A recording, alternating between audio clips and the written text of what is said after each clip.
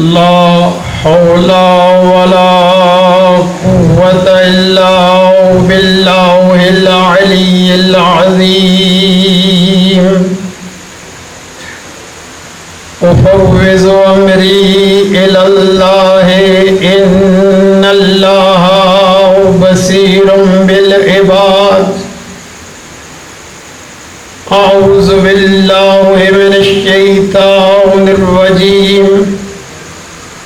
بسم الله الرحمن الرحيم. الحمد لله رب العالمين. الحمد لله الذي علا في توحده ودنا في تفرده وجل في سلطانه وعظم في أركانه وأحاط بكل شيء علما وهو في مكانه. قهر جميع الخلق بقدرته وبرهانه. مجيدا لم يزل ومحمودا لا يزال. بارئ المسموكات ودائع المدهوات. الصلاة والسلام على أول الأوائل في البدايات وآخر الأواخر في النهايات. مطلع الكمالات ومجمع السعادات. نجم الشرف والعظمة. شمس فلك الرسالة والحكمة. خاتم المرسلين وسلطان المسلمين وإمام المؤمنين. سیدنا و مولانا ابی القاسم محمد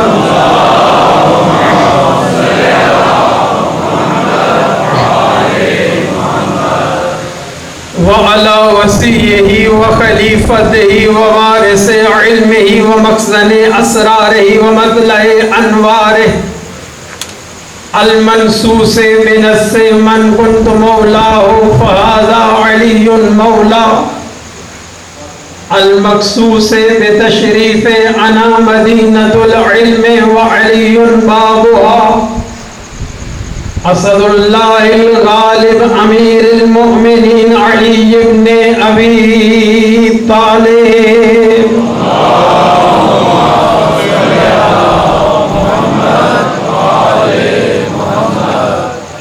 وعلى السيدة الجليلة الصديقة الطاهرة المطهرة قطب فلك العصمة ومركز السماء الإفة.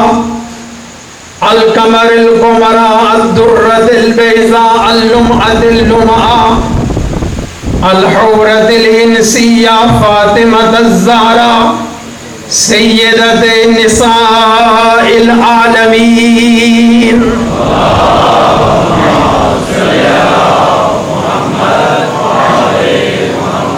وعلى أولادها الطيبين الطاهرين المعصومين لا سيما الإمام المبين والكافي الحسين وغياث المستر المستقيم سيدنا ومولانا وهادينا بالحق وإمام المنتظر.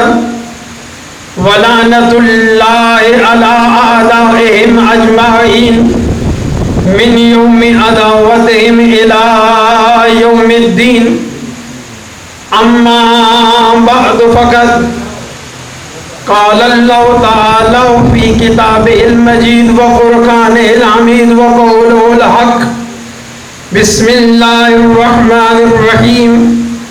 إنما وليكم الله ورسوله والذين آمنوا الذين يقيمون الصلاة ويؤتون الزكاة وهم راكعون. صلوات پڑھ لیجیے.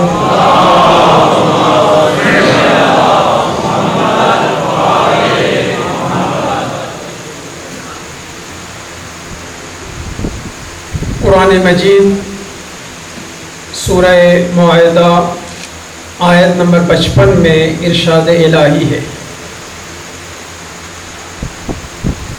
انما ولیکم اللہ سوائے اس کے نہیں کہ تمہارا ولی اللہ ہے، اس کا رسول ہے، اور وہ لوگ ہیں کہ جو حالت رکوع میں زکوٰۃ دینے والے ہیں اور نماز قائم کرنے والے ہیں۔ آج 2 محرم 1442 ہجری ہے، اور ہم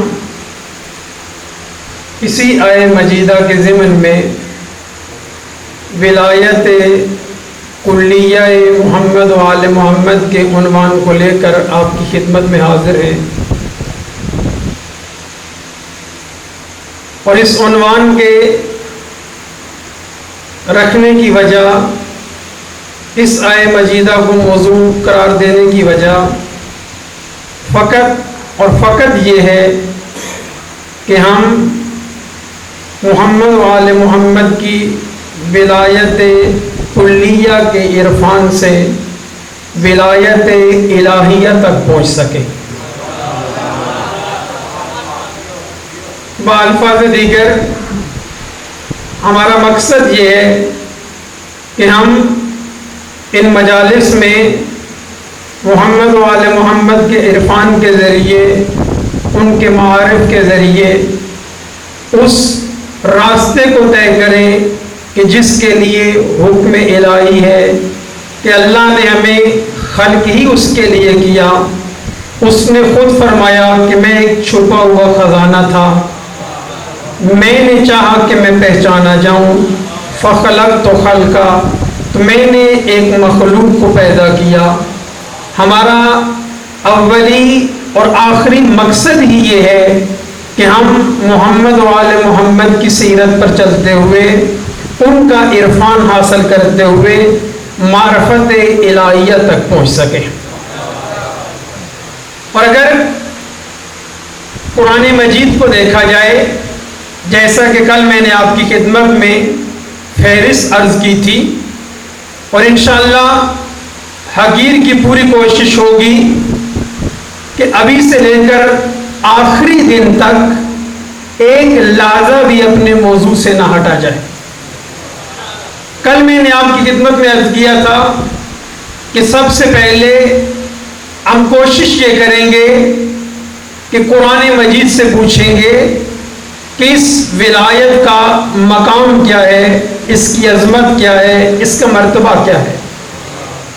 تو اگر قرآن مجید کو دیکھا جائے تو اس میں کافی ایسی آیات ہیں جو کہ محمد و آل محمد علیہ السلام کی ولایت کلیہ پر دلالت کرتی ہے، اور اس کے ضمن میں بزرگان نے، فقہا نے، مجتہدین نے مستقل کتابیں لکھی ہیں اسی عنوان سے کہ وہ آیات جو کہ ولایت محمدیہ پر دلالت کرتی ہیں۔ میں آپ کی خدمت میں آج ایک آیت کو لے کر چلتا ہوں، اس سے ہم گفتگو شروع کرتے ہیں، پھر دیکھتے ہیں کہ گفتگو کہاں تک پہنچتی ہے۔ سورہ مائدہ ارشاد الہی ہے، یا ایھا الرسول بلغ ما انزل الیک من ربک وان لم تفعل فما بلغت رسالتہ واللہ یعصمک من الناس۔ خداوند کریم آپ کی زندگیاں دراز فرمائے، آپ کے عرفان میں اضافہ فرمائے۔ یہ دلالت ہے عرفان علوی کی کہ جو ہمیں مجبور کرتی ہے کہ اس عرفان کا اظہار کیا جائے۔ بہرحال دیکھیے کہ یہ آیت، اس پر آپ نے یقیناً سینکڑوں تقریریں سنی ہوں گی، اگر میں ہزاروں نہ کہوں۔ بہرحال بندے حقیر موضوع آپ ذہن میں رکھیے گا، اس کے حساب سے ہم نے چلنا ہے۔ آج ہم نے دیکھنا ہے کہ قرآن کی نظر میں اس ولایت کا کیا مرتبہ ہے کہ جس ولایت کو ہم نے سمجھنا ہے۔ میں ابھی ولایت کی تعریف نہیں کر رہا، نہیں بتا رہا کہ ولایت حقیقی کس کا حق ہے، کس نے کس کو دیا ہے، کتنا دیا ہے، انبیاء کے پاس کتنا ہے، آئمہ کے پاس کتنا ہے، محمد و آل محمد. میں ابھی کچھ بھی نہیں عرض کر رہا، میں ابھی فقط قرآن سے آج یہ دیکھنا ہے کہ اس ولایت کا مرتبہ کتنا ہے.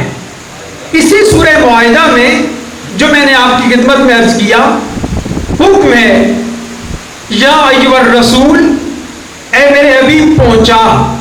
کیا؟ ما یہاں پر موصولہ ہے، عربی میں اسے موصولہ کہا جاتا ہے.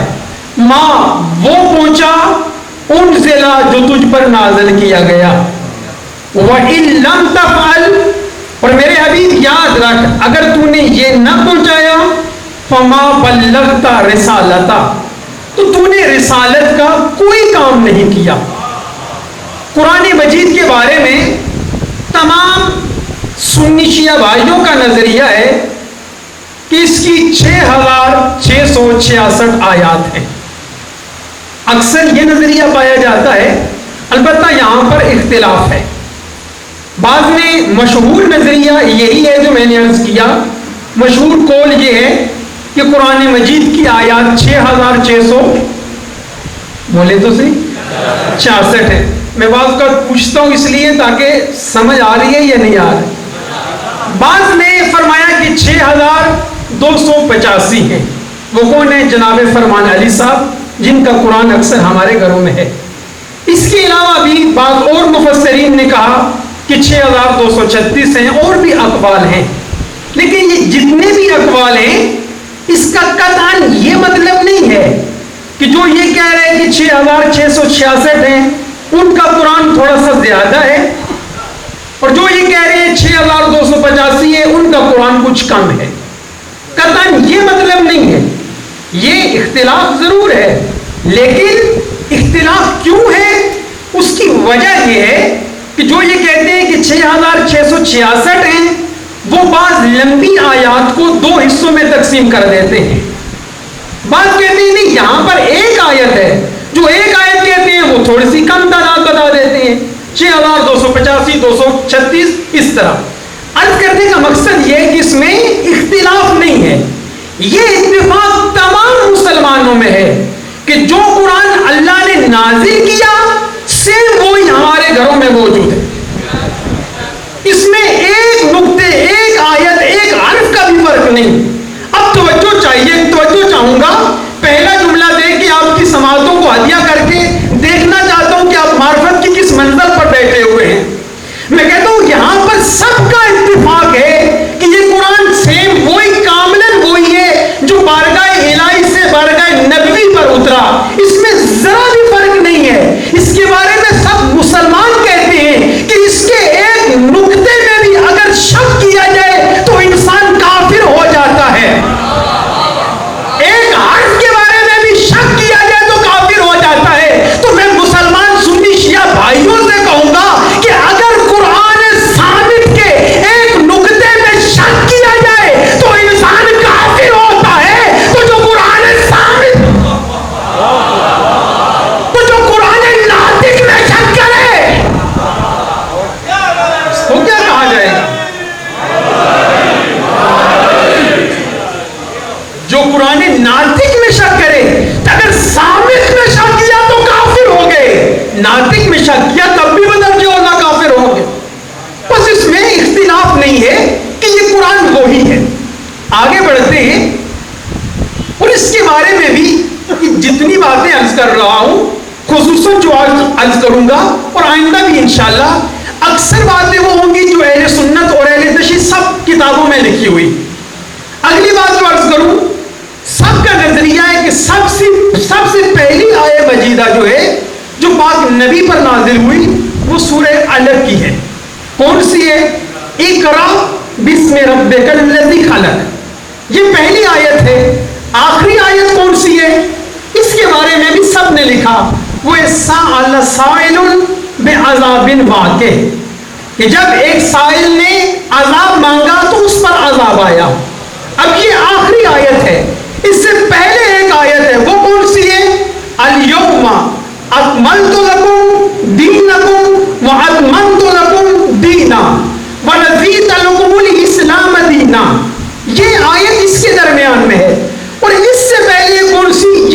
نازل ہوئی ہے یا ایھا الرسول بلغ، یہ ذہن میں رکھ لیجئے. آخری آیت سأل سائل بعذاب واقع، اس سے پہلے والی آیت کون سی ہے؟ الیوم اکملت لکم. اس سے پہلے والی کون سی ہے؟ یا ایھا الرسول بلغ. اچھا، جب آپ نے اتنا سمجھ لیا کہ یا ایھا الرسول بلغ یہ وہ آیت ہے جو آخری دو آیتوں سے پہلے اتری، اس کا مطلب ہے یہ کب پھر آئی ہوگی؟ سال سائل بعذاب واقع کب آئی؟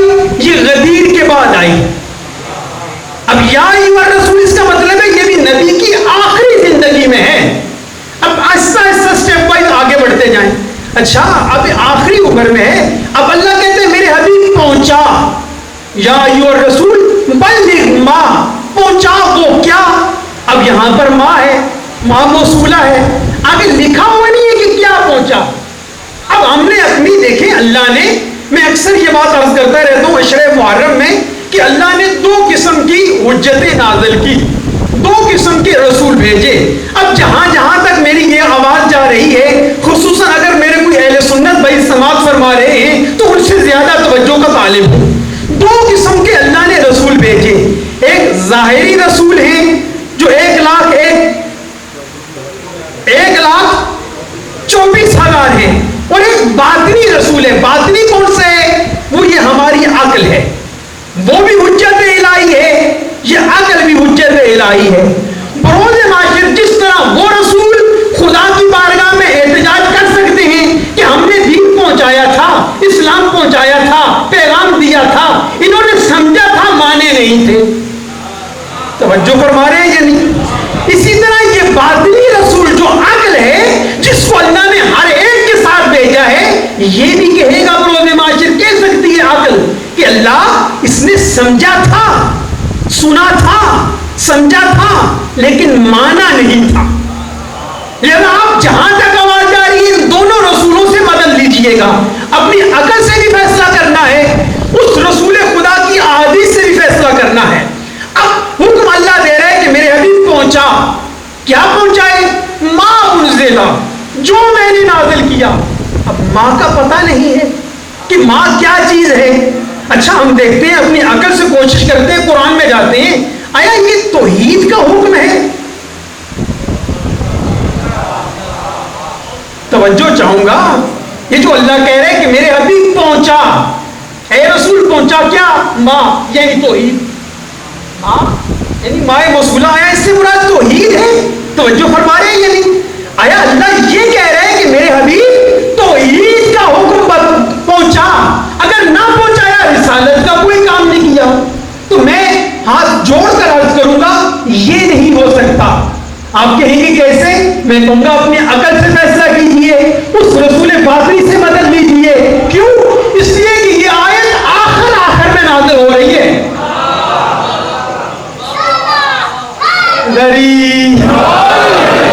دیکھنا، اگر آیت ابتدائی اسلام میں نازل ہوتی، جب نبی نے دین پہنچایا تھا، اس وقت اگر اللہ کہتا پہنچا تو پھر ہم کہہ سکتے تھے کہ توحید کی بات ہے.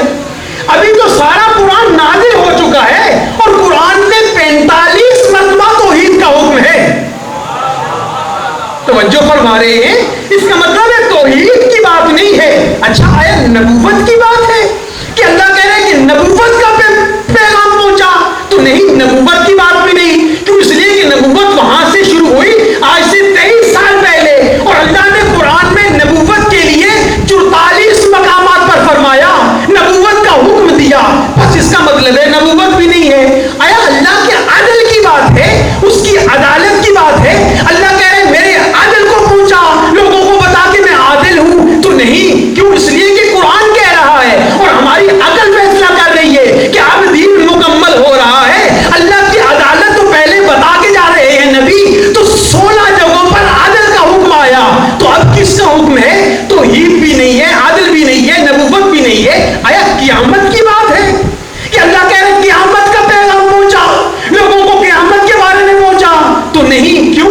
اس لیے کہ قرآن میں 157 جگہوں پر قیامت کی باتیں ہوئی ہیں. توجہ فرما رہے ہیں؟ نماز کی بات ہے، یہ تو اصول دین تھے، فروع دین پہ آ جائیں. آیا نماز کی بات ہے؟ نہیں. کیوں؟ اس لیے کہ قرآن میں 84 مرتبہ نماز کا حکم آیا. توجہ فرما رہے ہیں یا نہیں؟ نماز کی بات ہوتی تو آج سے پہلے ہوتی نا، نمازیں تو سارے پڑھ رہے تھے۔ اچھا روزے کا حکم ہے؟ نہیں، کیوں؟ اس لیے کہ روزے کے بارے میں 12 مقامات پر اس سے پہلے آیا۔ آیا حج کا حکم ہے؟ نہیں، حج کے لیے پہلے اللہ بتا چکا، روزے کے لیے 4 جگہ اور حج کے لیے 12 جگہ بتا چکا۔ اچھا جب ان سب کا حکم نہیں ہے تو پھر حکم کس کا ہے؟ توجہ فرما رہے ہیں یا نہیں؟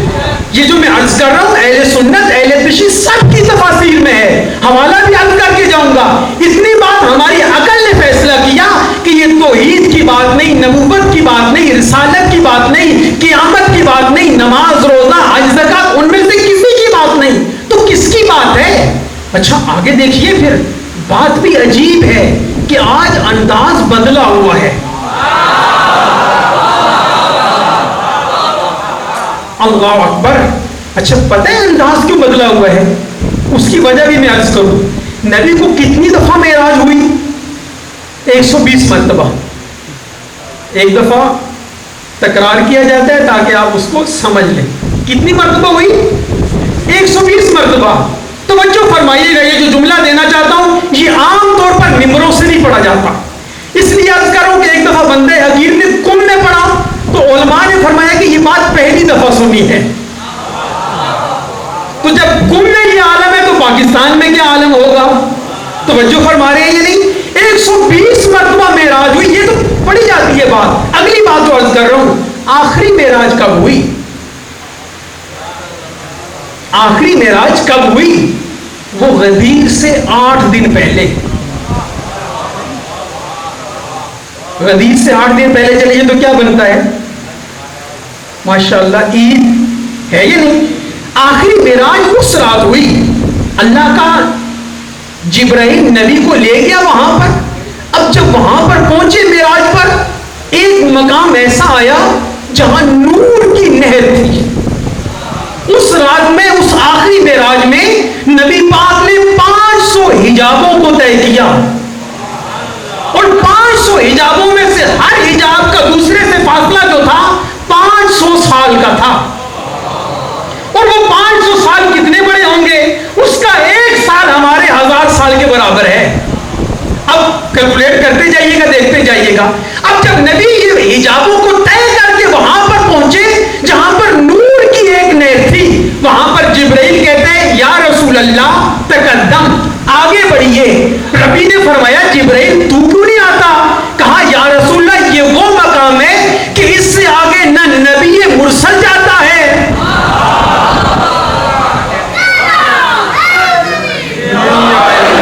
اپنے نبی کے مرتبے کو دیکھیے گا، مقام کو دیکھیے گا، محمد و آل محمد کی عظمت کو دیکھیے گا۔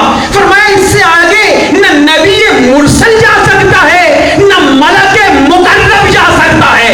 اب نبی آگے بڑھے، کتنے بڑھے؟ فتقدم ما شاء اللہ، اتنے بڑے جتنا اللہ نے چاہا۔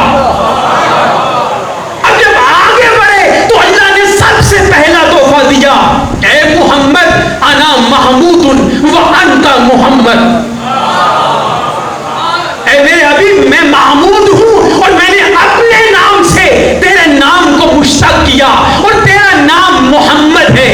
اس کے بعد فرمایا، یہاں تک مقدمہ تھا، اس کے بعد ذیل مقدمہ اپنے موضوع پر آ رہا ہوں، توجہ فرمائیے گا۔ موضوع سے میں نے عرض کیا لازہ بھی انشاءاللہ نہیں ہٹوں گا۔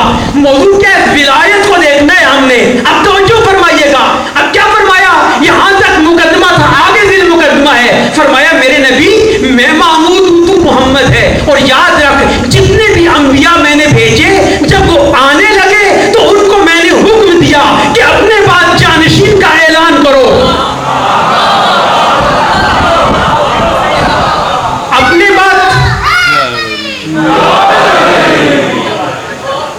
بعد وزیر کا اعلان کرو۔ اے نبی اب تیرا آخری وقت ہے، اب جب جانا تو علی کی ولایت کا اعلان کرنا۔ اب یہ غدیر سے 8 دن پہلے اب نبی تشریف لے آئے، اب پریشان ہیں، اگر میں اعلان کر دوں گا تو ان کو تو فقط 23 سال ہوئے ہیں، یہ پچھلے قدم واپس نہ پلٹ جائے۔ اب میں آنا چاہتا ہوں کہ لہجہ کیوں تبدیل ہے۔ توجہ فرمائیے گا، آخری معراج حدیث سے 8 دن پہلے ہے. اب 10 گزری، 11 گزری، 12 گزری، 13 گزری. جب 16 ذی الحج کا دن آیا پھر فرمایا فَلَعَلَّكُمْ تَارِكُونَ بَعْضَ مَا يُوحَىٰ. میرے حبیب لگتا ایسے ہے کہ جو بات چیزیں تجھ پر نازل کی گئی ہیں ان کو تو ترک کر رہا ہے، ان کو چھوڑ رہا ہے. پھر بھی نبی نے اعلان نہیں کیا. اب پڑھیے مفصل یہاں پر روایات ہیں کہ نبی فلاں جگہ پر پہنچے، اعلان کرنا چاہتے تھے رک گئے، اعلان کرنا چاہتے تھے رک گئے. اب آخری مقام جب غدیر پہ پہنچے 18 ذی الحج تھی، اس وقت اللہ نے فرمایا میرے حبیب، اب یہاں حبیب نہیں اللہ کہہ رہا، فرمایا یا ایھا الرسول.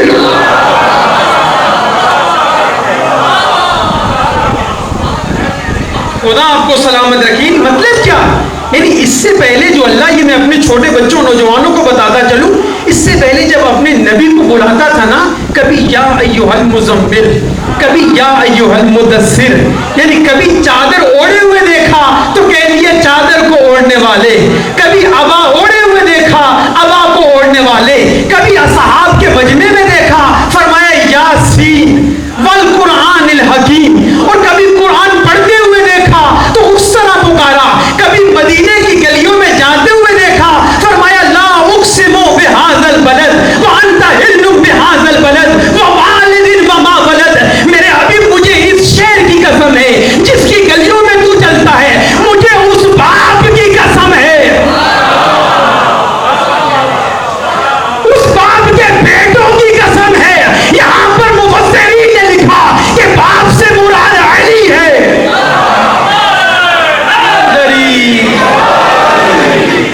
بیٹوں سے مراد ائمہ معصومین ہے. لہذا اس طرح پکارتا رہا. لیکن آج یہ فرما رہا ہے میرے حبیب پہنچا کیا؟ ما انزل، جو میں نے نازل کیا. اور یہ بڑا میں نے عرض کیا سخت مورد ہے. ذرا سوچیں گے آخر کیا کیوں اللہ نے؟ وجہ یہی تھی کہ ولایت کا اعلان اتنا ضروری تھا. حکم کیا ہے کہ اگر یہ نہ پہنچایا تو رسالت کا کوئی کام نہیں کیا. میں ولایت کی عظمت قرآن سے عرض کرنا چاہتا ہوں کہ ولایت کتنا عظیم منصب ہے، کتنا عظیم عہدہ ہے کہ اگر آخری نبی بھی کہ جہاں پر 1,24,000 رسالتیں ختم ہو رہی ہیں، اگر وہ ولایت علیہ ولایت محمدیہ کو نہ پہنچائے تو 1,24,000 رسالتیں ضائع ہوتی ہیں. اب نبی نے کیا دیکھا کہ اگر وہ کروں یعنی ڈروں تو ادھر سے امر الہی ہے، حکم الہی ہے، رسالت ضائع ہوتی ہے. لہذا اس ڈر کو چھوڑ دیا. اب یہ وہ مقام ہے جہاں پہ ایک لحظہ کے لیے رک رہا. میں عام طور پر مجالس میں اشعار پڑھنے کا عادی نہیں، البتہ ایسا نہیں ہے کہ اشعار پڑھنا ثواب نہیں ہے. جو میرے بھائی لوگ پڑھتے ہیں اس کا مرتبہ ہے. کیوں؟ آئمہ کی نظر میں، آئمہ کی بارگاہ میں بڑے بڑے شعراء تھے، دابل جیسے، حسان ابن ثابت جیسے، جنہوں نے غدیر میں پڑھے ہیں، دابل نے پڑھے، بہت بڑے بڑے اشعار پڑھے. لیکن میں عام طور پر اپنا ایک طریقہ ہے، روش ہے، اشعار کم پڑھتا ہوں. لیکن اس مقام پر کچھ اشعار آپ کی خدمت میں ہدیہ کرنا چاہتا ہوں. یہ بھی اگر قرآن کی آیات کے سے مطابق نہ ہوتے تو قطعاً نہ پڑھتا. خداوند کریم جنہوں نے لکھے ان کو کروٹ کروٹ جنت عطا فرمائے. اب وہ ہے کیا؟ حکم کیا ہے؟ یا ایھا الرسول بلغ ما انزل. میں آیات کی تلاوت کروں گا، آیت پڑھوں گا، ساتھ اشعار پڑھوں گا. توجہ فرمائیے گا. میرے حبیب پہنچا کیا؟ جو ہم نے نازل کیا.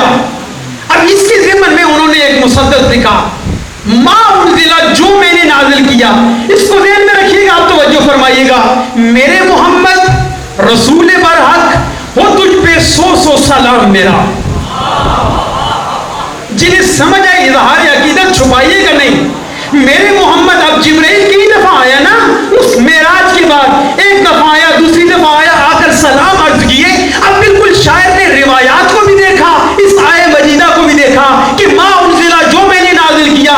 فرمایا میرے محمد رسول برحق ہو، تجھ پہ 100 سلام میرا. میرا، یہیں پہ رک جا بغور سن لے اشد ضروری پیام میرا، ہر ایک حاجی کو پوری تفصیل سے سنا دے کلام میرا، اسی میں پوشیدہ ہے رسالت، اسی میں پنہان مقام میرا۔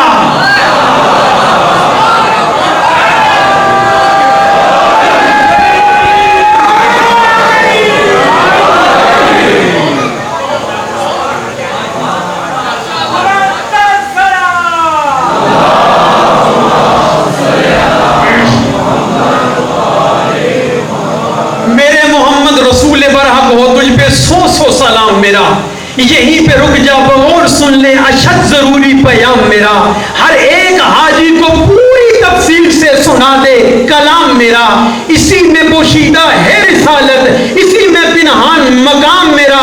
بلایا تھا معراج پہ، بلایا تھا جس غرض سے، میں نے سواری بھیجوا کے آسماں پہ، رضا ہے میری وہ راز کھل جائے آنے واحد میں دو جہاں پہ۔ رضا ہے میری وہ راز کھل جائے آنے واحد میں ما انزلہ، پہنچا دے وہ راز کھل جائے دو جہاں پہ۔ اب آگے کیا فرمایا؟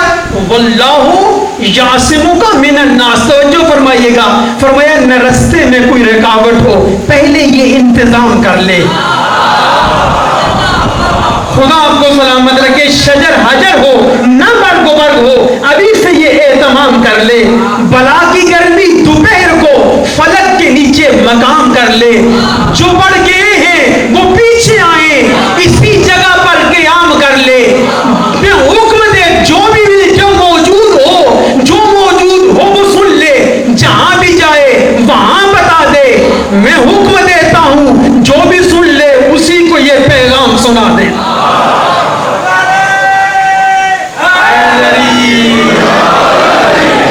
اچھا اب نبی پہنچا نہیں رہے تھے نا، ڈر رہے تھے کس سے؟ کافروں کے ڈر سے۔ اب یہ عرض کروں گا آگے بات پڑے گی آیت میں، جب کافروں کے ڈر سے پڑھ رہے تھے اللہ نے آخر میں کیا فرمایا؟ ان اللہ لا یہدی القوم الکافرین، اللہ کافروں کی ہدایت نہیں کرتا۔ میرے حبیب پریشان نہیں ہو، میں نے تجھے 8 دن پہلے معراج پہ بلایا تھا، نازل کیا تھا تجھ پہ پیغام، تو وہ پیغام پہنچا دے۔ واللہ یعصمک من الناس، تجھے لوگوں کے شر سے اللہ بچائے گا۔ اب توجہ فرمائیے گا، اللہ فرماتے ہیں میں جانتا ہوں یہ سنتے ہی کئی دلوں میں انتشار ہوگا۔ نہیں یہ اس جگہ کا مقام نہیں ہے، یہاں پر اتنی داد نہیں چل سکتی۔ میں جانتا ہوں، خدا سلامت رکھے، میں جانتا ہوں یہ سنتے ہی کئی دلوں میں انتشار ہوگا۔ اگلا جملہ اگر اس سے بڑھ کر نہیں ہے تو کم نہیں ہے، میں جانتا ہوں یہ سنتے ہی کئی دلوں میں انتشار ہوگا، جگر میں شدت سے درد ہوگا۔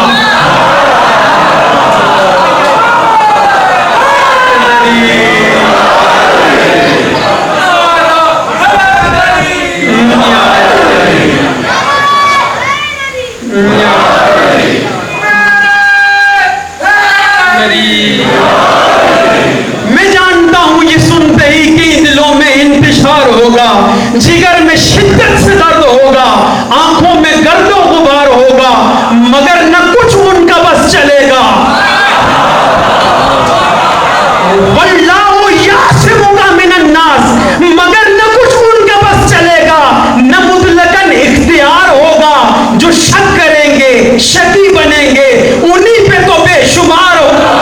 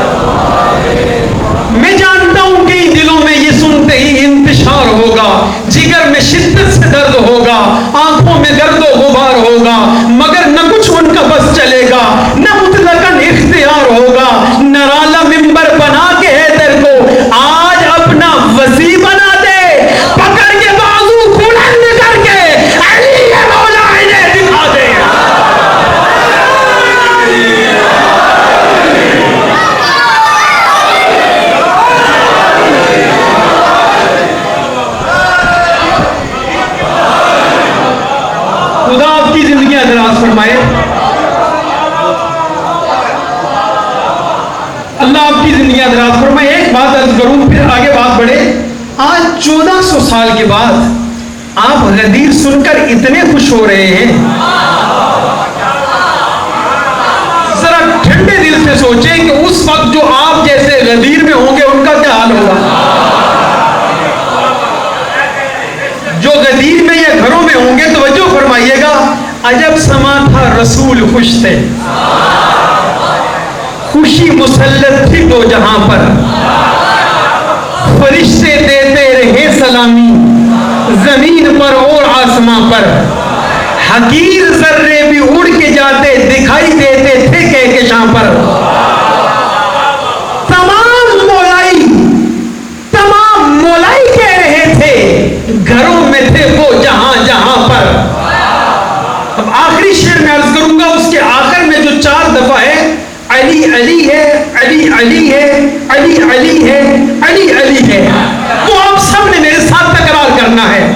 عجب سما تھا رسول خوش تھے, خوشی مسلط تھی دو جہاں پر, فرشتے دیتے رہے سلامی زمین پر اور آسماں پر, حقیر ذرے بھی اڑ کے جاتے دکھائی دیتے تھے کہکشاں پر. تمام مولائی کہہ رہے تھے گھروں میں تھے وہ جہاں جہاں پر, علی اخی ہے, علی اخی ہے, علی نہیں. ابھی توجہ کریں, ایک 5واں مصرع اس کے بعد 6واں آئے گا. تمام مولائی کہہ رہے تھے گھروں میں تھے وہ جہاں جہاں پر, علی اخی ہے, علی وسیع ہے, علی ولی ہے, علی ولی ہے, علی ولی ہے, علی ولی ہے, علی ولی ہے, علی ولی ہے.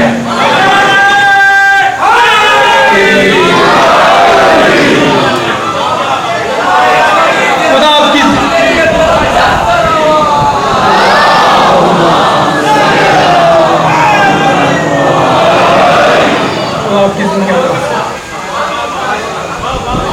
خدا آپ سب کو سلامت رکھے, خصوصاً ان مومنین کو جو باہر گرمی میں تشریف فرما. خدا آپ کی زندگی دراز فرمائے. اچھا دیکھیں, جب بھی کوئی پروگرام ہوتا ہے نا, میں ایک اور زاویے سے آپ کی خدمت میں غدیر کے کچھ باتیں عرض کرنا چاہتا ہوں. جب بھی کوئی پروگرام ہوتا ہے نا, وہاں چند باتوں کا خصوصی خیال رکھا جاتا ہے. جیسے یہ پروگرام ہو رہا ہے, محرم کے پروگرام ہو رہے ہیں, جلسے ہوتے ہیں, جشن ہوتے ہیں, اس میں کیا کیا جاتا ہے؟ سب سے پہلے آپ جب اشتہار پڑھتے ہیں نا, جو بھی نوجوان پڑھتے ہیں, واٹس ایپ پہ دیکھتے ہیں, اشتہار دیوار پہ دیکھتے ہیں, سب سے پہلے دیکھتا ہے کہ جو مجلس کرانے والا کون ہے یہ نہیں ہے. آج کل کے نوجوان تو اکثر ایسے ہی. کیوں؟ اس لیے کہ مجلس کرانے والا جتنا بڑا ہوگا, امام بارگاہ بھی اتنا بڑا ہوگا, انتظام بھی اتنا بڑا ہوگا. ہے یہ نہیں ایسا؟ ٹھیک ہے. پھر دیکھتے ہیں کہ خطیب کون ہے یہ نہیں. اگر کوئی چھوٹا موٹا ذاکر ہو, کوئی خطیب ہو تو لوگ جاتے ہی نہیں. ہے یہ نہیں ایسا؟ ایسے ہی ہے نا. انتظام کرنے والا کون ہے, بانی کون ہے, اور پھر دیکھتے ہیں کہ خطیب کون ہے. اچھا, اور آج کل ایک اور بڑا مسئلہ بن گیا ہے, ساتھ دیکھتے ہیں موضوع کیا ہے. ہے یہ نہیں ایسا؟ اگر موضوع آگے لکھا ہو علی ولی اللہ, سارے الحمدللہ دوڑ کے جاتے ہیں. جانا چاہیے, علی کی ولایت میں تو کچھ بھی نہیں. لہذا بانی کون ہے, پڑھنے والا کون ہے, موضوع کیا ہے. اور پھر یہ بھی دیکھا جاتا ہے کہ وہاں پہ سامعین کیسے ہیں. یعنی جو بھی جلسہ کامیاب دیکھنا ہو نا, کیا یہ کامیاب ہوگا یا نہیں ہوگا, ان چند چیزوں کا ملاحظہ کیا جاتا ہے. میں کہتا ہوں یہ جو غدیر میں پروگرام ہوا ہے نا, خدا آپ کی زندگیاں دراز فرمائے. پیچھے جانا چاہیے نا, وہاں جا کر بھی جشن کرنا چاہیے. اب غدیر میں دیکھیں وہاں پر جو پروگرام ہو رہے ہیں وہ کون کرا رہا ہے.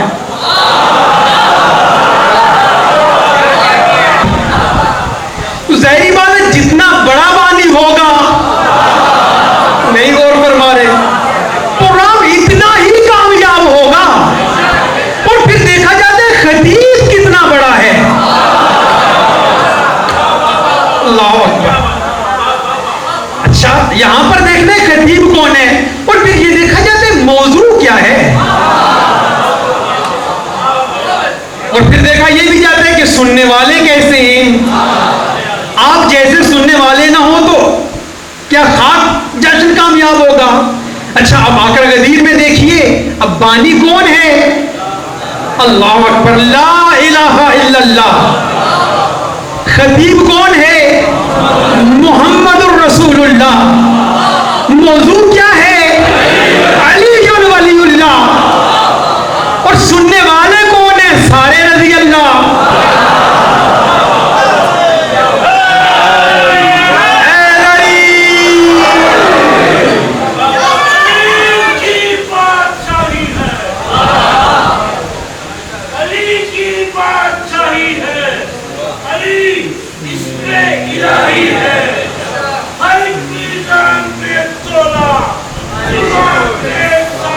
دل مولا علی مولا علی مولا علی مولا علی مولا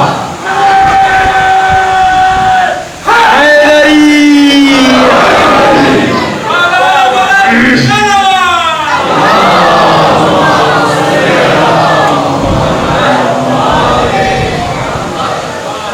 اتنا بڑا بانی ہے جو انتظام کر رہے، انتظام لا الہ الا اللہ نے کیا، اور انتظام بھی کوئی آج خاص قسم کا تھا۔ اب پتہ ہے کس جگہ پر روکا؟ اب اللہ نے چوک میں روکا۔ توجہ، بڑا عظیم جملہ دینا چاہتا ہوں، انشاءاللہ جب تک لطف لیں گے جب تک ذہنوں میں رہے گا۔ فرمایا میرے حبیب اس چوک میں رک کے جا۔ اب چوک میں راستے کتنے ہوتے ہیں؟ توجہ فرمائیے گا، 4 راستے ہوتے ہیں۔ اب غدیر کے مقام پر بھی 4 راستے تھے، ایک مکہ کا، ایک مدینہ کا، ایک شام کا، ایک عراق کا۔ اب اللہ نے کیا فرمایا؟ میرے حبیب اس چوک میں رک کر دنیا کے سامنے قیامت تک کے لیے اعلان کر کے جا کہ منزل کو ایک راستہ جاتا ہے، 3 باطل ہوتے ہیں۔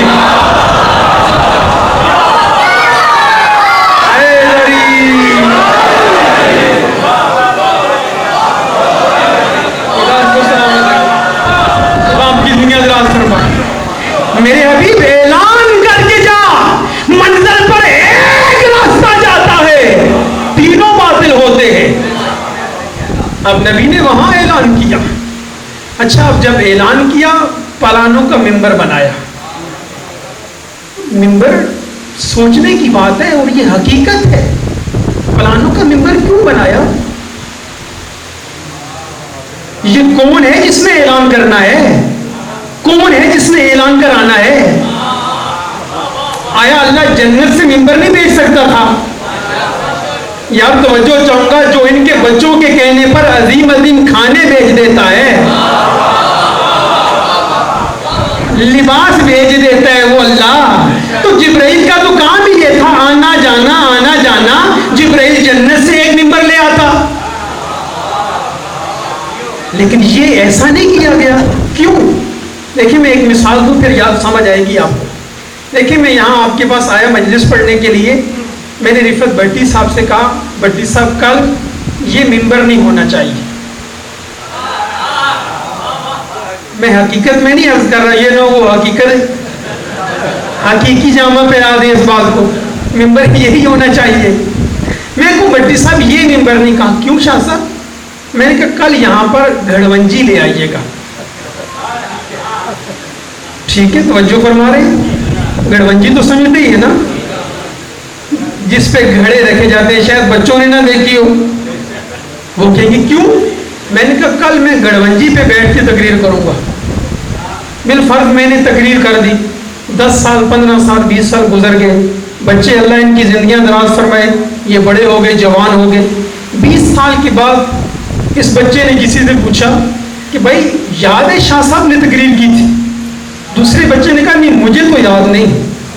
اس نے کافی باتیں بتائی، یار وہ غدیر والی جو باتیں کر رہے تھے،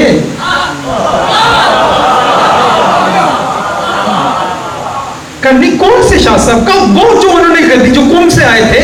کہا نہیں۔ اس بچے نے کہا یار وہ جنہوں نے گڑھونجی میں تقریر،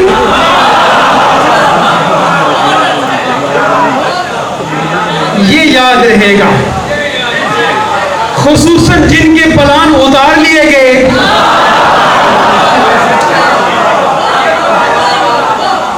میں میں تو ان کو کیا ان کی نسلوں کو بھی غدیر نہیں بھولتا. اس لیے تو آج تک روتے ہیں کہ آذان سے یہ بلا فصل نکال دیا جائے.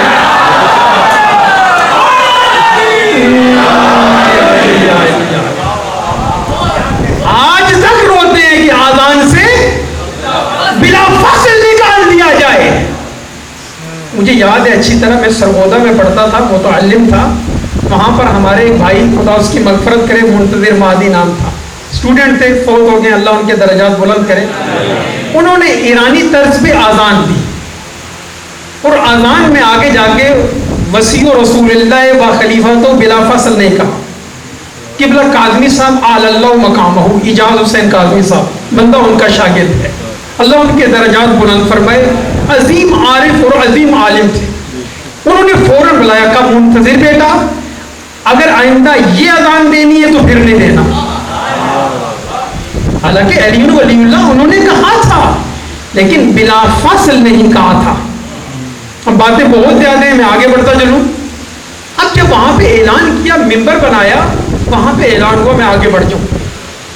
اب حضرت عمر رضی اللہ تعالیٰ عنہ وہ یہ کہتے ہیں، آ کر نبی کے پاس انہوں نے یہ کہا کہ یا رسول اللہ، جب آپ اعلان کر رہے تھے نا، اب یہ سنی شیعہ نے لکھا، جب آپ اعلان کر رہے تھے میرے پاس ایک انتہائی خوبصورت نوجوان تھا جو بہت خوبصورت تھا، حسین تھا، اور اس نے مجھے کہا، میرا ہاتھ دبا کر کہا کہ اے عمر، آج نبی نے اپنی بھائی علی کے لیے بڑی مضبوط گرہ باندھ دی ہے، اور یاد رکھ اس کو نہیں کھولے گا مگر منافق. اس کو نہیں کھولے گا مگر منافق. اب حضرت عمر تو وہ ہے نا کہ جب اعلان ہو گیا، حضرت عمر رضی اللہ تعالیٰ عنہ انہوں نے آ کر کیا کہا، بخن بخن لک یبن ابی طالب، اے ابو طالب کے بیٹے تجھے مبارک ہو. اچھا یہاں پر رک کر پھر ایک بات کرتا چلوں. یہاں پر انہوں نے یہ نہیں کہا بخن بخن لک یا علی، کہہ سکتے تھے، بڑا آسان جملہ تھا. کیا کہا؟ بخن بخن لک یبن ابی طالب. اب باپ کا نام کہاں لیا جاتا ہے؟ جہاں باپ عزتوں والا ہو، جہاں باپ مقامات والا ہو، مرتبوں والا ہو. جس بیچارے کا باپ گھٹیا ہو، اگر اسے کوئی مبارک دے دی ہو نا، مثلا اگر کوئی ایم اے کر لے، اگر اس بیچارے کا باپ اتنا بڑا نہیں ہے تو لوگ یہ نہیں کہتے ہیں یعقوب کے بیٹے تجھے مبارک ہو، بلکہ کیا کہتے ہیں اسماعیل تجھے مبارک ہو. اب باپ کا نام وہاں لیا جاتا ہے جہاں باپ عزتوں والا ہوتا ہے، جہاں باپ مرتبوں والا ہوتا ہے. اب یہاں پر جناب عمر یہ کہہ رہے ہیں کہ اے ابو طالب کے بیٹے، تجھے مبارک ہو کہ تو آج مومنوں کا امیر بن گیا. اب یہ کہا کہ یا رسول اللہ، جب آپ نے اعلان کیا مجھ سے وہ نوجوان یہ کہہ رہا تھا. کہا عمر پتہ ہے، اب یہ کون کہہ رہے، پاک نبی فرما رہے ہیں. کہا عمر پتہ ہے وہ کون تھا؟ اللہ اکبر. کہا اس کو پہلے کبھی دیکھا تھا؟ نہیں. کہا کون تھا؟ فرمایا وہ عام بندہ نہیں تھا، وہ جبرائیل تھا. اللہ اکبر. وہ جبرائیل تھا جو تجھے یہ کہہ رہا تھا کہ آج نبی نے علی کے لیے بڑی پکی گرہ لگا دی ہے، اس کو کھولے گا کوئی نہیں مگر منافق. اچھا پھر کہتے ہیں یہ بلا فصل کیسے ہو گئے؟ میں کہتا ہوں خدا کی قسم ہے، میں نے کل ایک جملہ کہا تھا نا کہ معصوم نے کیا فرمایا، لِأَلَّا تَنْسَوْنَهُ كَمَا نَسِيتُمُ الْغَدِيرَ، کہ ہم غدیر عاشور کو اس لیے اہمیت دیتے ہیں تاکہ غدیر کی طرح بھول نہ جاؤ. اس غدیر پر بڑی محنتیں ہیں. اللہ ان نوجوانوں کی زندگیاں دراز فرمائے، بزرگوں کا سایہ سلامت رہے، غدیر کو کبھی نہ بھولنا. بڑی محنتیں ہیں اور بڑا ربط ہے اس کا دین اسلام سے. غدیر نے تو کچھ بھی نہیں. غدیر نے کیا فرمایا تھا، من کن تو مولا ہو فہذا علی میں مولا ہو. اب حرف عطف 3 ہوتے ہیں، یہ بھی حرف عطف زیادہ ہے، ویسے یہاں 3 لگ سکتے ہیں. واو بھی حرف عطف ہے، سما بھی حرف عطف ہے، فا بھی حرف عطف ہے. میں مثال دوں بچوں کے لیے واضح ہو جائے بات. دیکھیے میں کہتا ہوں میرے پاس زید آیا اور حسن آیا، اسے عربی میں کہیں گے جاءنی زید و حسن. واہ کا عربی میں اردو میں نے اور، میرے پاس زید اور حسن آیا. اب نبی نے یہاں یہ نہیں کہا کہ من کن تو مولا ہو وا علی مولا ہو. اگر واہ کہتے نا تو اس کا مطلب کیا تھا کہ جس کا میں مولا ہوں اور اس کا علی مولا ہے. اور کہتے تو کیا مطلب ہے، یعنی بیچ میں اور بھی بندے آ سکتے تھے کہ فلاں بھی مولا ہے، فلاں بھی ہے، فلاں بھی ہے، اور پھر علی مولا ہے. واہ ہوتی تو یہ ہو سکتا تھا. اب میں کہتا ہوں میرے پاس زید آیا اور حسن آیا، یعنی زید آیا، زید کے بعد خالد بھی آ سکتا ہے، اور بھی آ سکتا ہے، یہ بھی ہو سکتا ہے. نبی نے واو نہیں فرمایا، نبی نے ثم بھی نہیں کہا. ثم کیا ہے، مثلا جاءنی زید ثم خالد، میرے پاس زید آیا پھر خالد آیا.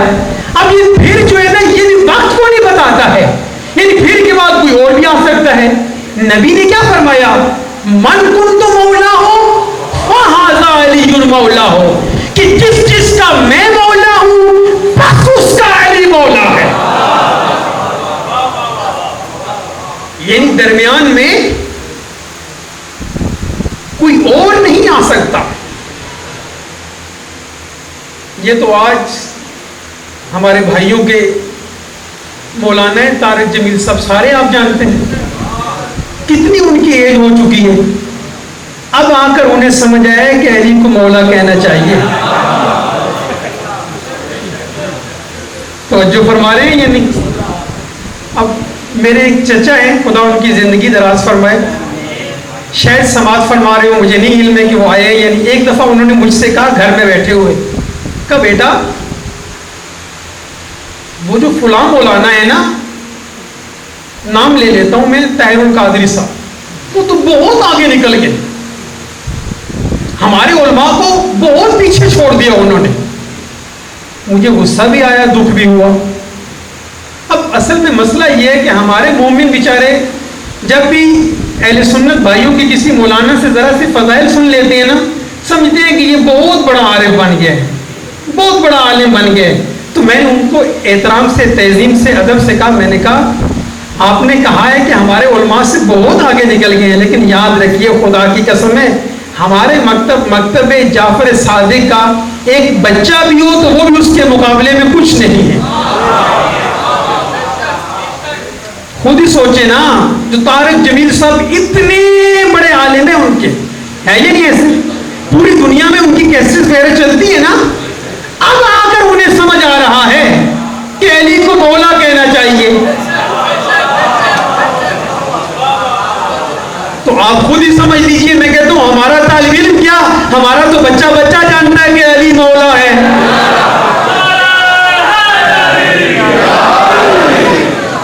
یہ شکر ہے کہ ہمیں شکر ادا کرنا چاہیے اپنی ماؤں کا، کہ جنہوں نے دودھ کی گھٹی میں ہمیں علی مولا سکھایا ہے.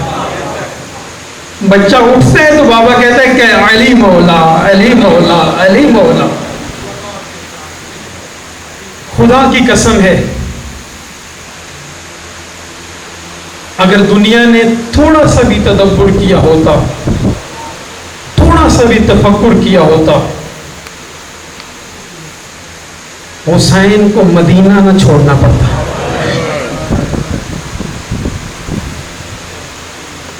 اجرکم علی اللہ. بس ہم چند دن کے لیے اکٹھے ہوئے ہیں کہ رسول کی بیٹی کو اس کے بیٹے کا پرسہ دے سکے. ہاں رونے والوں، عزاداروں، وطن چھوڑنا بڑا مشکل کام ہے. آپ میں سے اکثر ہوں گے جو زیارات پہ جاتے رہتے ہیں، باہر ممالک میں جاتے رہتے ہیں. لیکن وطن چھوڑنا دو قسم کا ہے. ایک ہے کہ انسان اپنی مرضی سے وطن چھوڑے، زیارت کے لیے وطن پہ جائے، کسی مقصد کے لیے وطن چھوڑے. دوسرا یہ ہے کہ وطن چھوڑایا جائے. حسین نے وطن چھوڑا نہیں ہے، وطن چھوڑایا گیا ہے. کون ہے حسین؟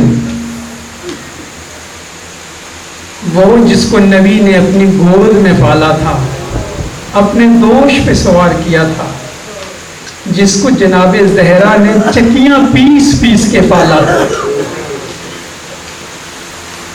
اور کون سا وطن ہے؟ وطن بھی مدینہ ہے. خدا کی قسم میں پوری زندگی حسین مدینہ نہ چھوڑتے اگر نہ چھوڑایا جاتا. آخری وقت میں بھی اسیران نے یہی کہا تھا نا کہ ہمیں مدینے چھوڑ دو. مدینہ بڑا پیارا تھا. اجرکم علی اللہ، سوائے اس غم کے کوئی غم نہ دیکھو. ہاں رونے والوں، میں مفصل مصائب پڑھنے کا عادی ہوں. اگر کبھی تھوڑی سی دیر ہو جائے، آج کل کبھی، معاف فرمائیے گا. کیوں؟ اس لیے کہ زندگی کا کوئی پتہ نہیں کہ اگلے دن اگلی سانس کس نے لینی ہے، کس نے نہیں لینی. جب دربار میں آئے نا زہرا کا بیٹا، ساتھ میں عباس ہیں، اکبر ہیں، اون ہیں، محمد ہیں، قاسم ہیں، گھر میں بہنیں انتظار کر رہی ہیں. جب آقا زادی زینب سلام اللہ علیہ کو پتہ چلا تھا نا کہ بھائی کو ولید نے بلایا ہے، رو رو کر کہتی ہے بھائیا دربار کیوں جا رہے ہیں؟ کہا زینب کچھ بھی نہیں ہوگا، میں کچھ دیر کے بعد واپس آ جاؤں. زینب مطمئن ہو گئی. کیوں؟ اس لیے کہ ساتھ عباس تھا. عباس پہ بڑا مان تھا، اہل بیت کو بڑا مان تھا. ہماری جانیں قربان ہو جائے جناب عباس پر. خدا کی قسم تاریخ میں ایسا بھائی نہ ملا ہے، نہ مل سکتا ہے. جس نے بھائی نہیں کہلوایا تھا، غلام کہلواتے تھے. دربار میں پہنچیے نا، ایک دفعہ اندر جانا چاہتے ہیں. سیدہ کا لال فرماتا ہے عباس آپ یہاں ہی ٹھہرو، اگر میری آواز بلند ہوئی تو اندر آ جانا. مختصر کروں، اندر گئے، کافی گفتگو ہوئی، واپس آنا چاہتے تھے.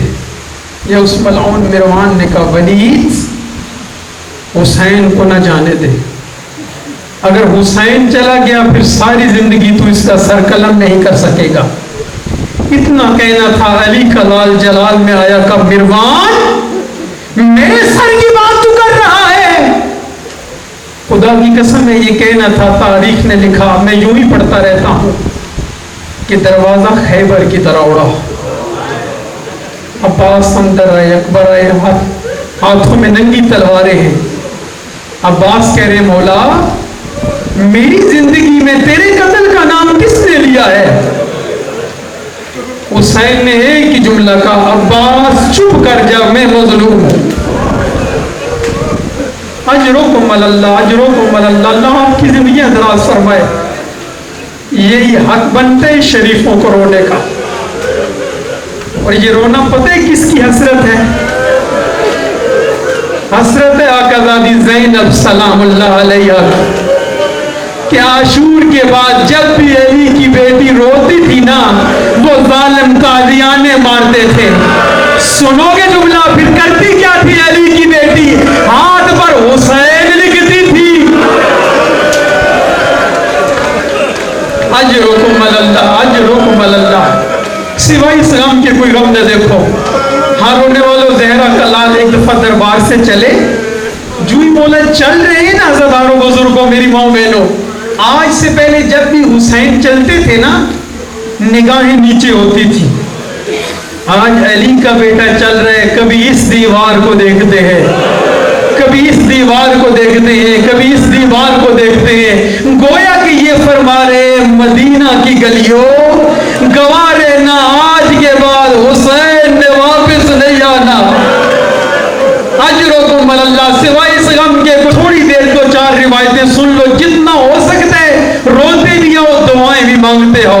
اس دربار میں کوئی کمی نہیں ہے رونے والوں. جب تم روتے ہو نا دعائیں مانگتے ہو. آقا زادی زہرا سلام اللہ علیہ آمین فرماتی ہیں، نبی آمین فرماتے ہیں. ہاں رونے والوں، ایک دفعہ نانا کے مزار پہ آئے، رو کر کہتے ہیں نانا، نانا جسے دوش پہ سوار کراتا تھا نا، نانا جسے سجدے میں سوار کرایا تھا نا، نانا وہ حسین اب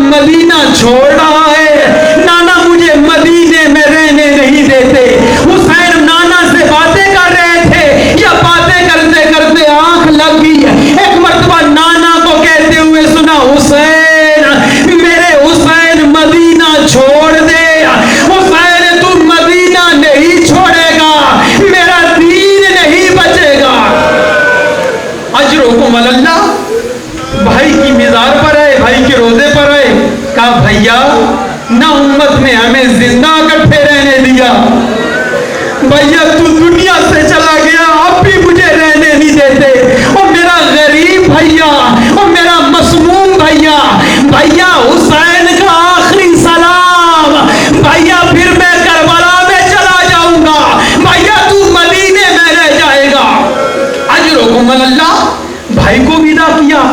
اس کے بعد آئے کہاں؟ ماں کی قبر پر۔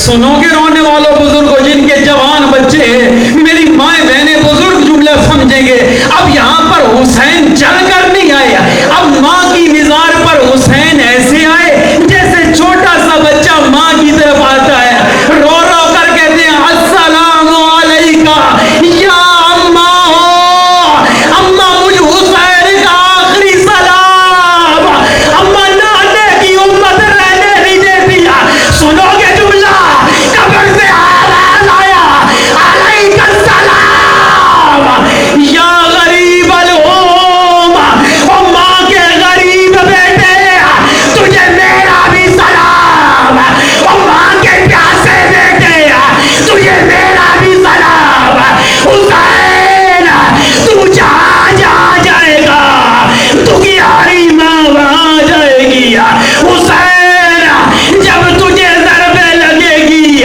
تجھے یہی ماں بچائے۔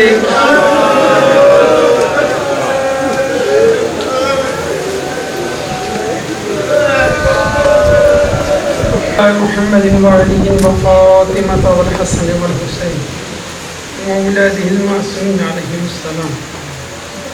میرے پاک اللہ رحمان اللہ رحیم اللہ ہماری اس قلیل سی عبادت کو اپنی بارگاہ میں قبول فرما، ہم سب کے صغیرہ کبیرہ گناہ معاف فرما، جو مومنین پریشان حال ہیں ان کی پریشانیاں دور فرما، جو مومنین تنگست ہیں ان کی تنگستی دور فرما، رحمان اللہ رحیم اللہ مومنین جہاں جہاں آباد ہیں اس کرونا کی وبا سے سب کو محفوظ فرما، یا اللہ جتنے بھی حاضرین ہیں ان کا اگر کوئی مومن مریض ہے تو بزرگ مریض ہے، خصوصاً رفت بھائی کی اہلیہ محترمہ، یا اللہ ان سب کو صدق کاملہ عاجلہ دائمہ تامہ عطا فرما، بندہ حقیر کی والدہ کو صدق کاملہ عطا فرما، تو رحمان رحیم میں ہمارے بچوں کو نوجوانوں کو علمی اور عملی میدان میں کامیاب فرما، مراجع عظام کی زندگیاں دراز فرما، علماء حقہ کا سایہ ہمارے سر پہ قائم و دائم فرما، علماء سوء کو نصف نابود فرما، تیری بارگاہ میں ملتمس سے مقامات مقدسہ کی حفاظت فرما، اس وبا کو دور فرما اور 40 مولا کی بارگاہ میں کرنے کی توفیق عطا فرما، تیری بارگاہ میں ملتمس سے ہمارے امام کو ہم سے راضی و خوشنود فرما، ہمارے امام کا ظہور جلد فرما، ربنا تقبل منا انک انت السمیع العلیم، ربنا آتنا فی الدنیا حسنۃ وفی الآخرۃ حسنۃ وقنا عذاب النار، بحق نبی و اہل بیت الاخیار متوجہ زیارت۔